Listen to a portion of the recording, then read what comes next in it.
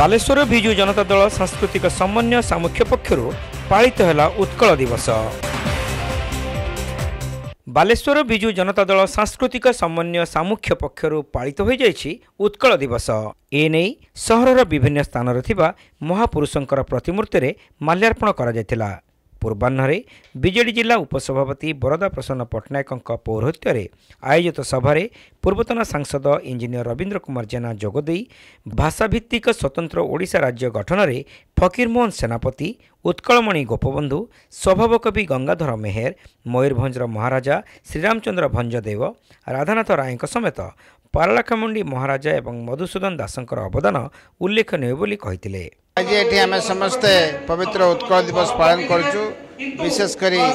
बिजु सांस्कृतिक सामुख्य आनुकूल्य आज बैठक आज खाली ये नुहे सारा ओडिशा नुहे भारत वर्ष नुहे पृथ्वीर बहु देश में उत्कल दिवस बा ओडिशा दिवस पालन कराउछि। ये आम समस्त ओडिया अत्यंत गर्व एवं गौरव दिवस।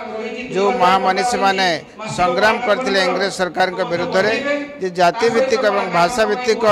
गोटे राज्य गठन करने जार फलस्वरूप प्रथम थर कर ब्रिटिश पार्लियामेंट रे समाने राजी होते एवं सेटा गृहीत होता जे ओडिशा प्रथम जातिभित्तिक राज्य हम एवं जो एप्रिल 1936 रे ये आम प्रदेश गठन होता से आज पर्यंत एक लंबा इतिहास। आसतु आज से महामनीषी मान उद्देश्य गभीर श्रद्धांजलि जनइबा जे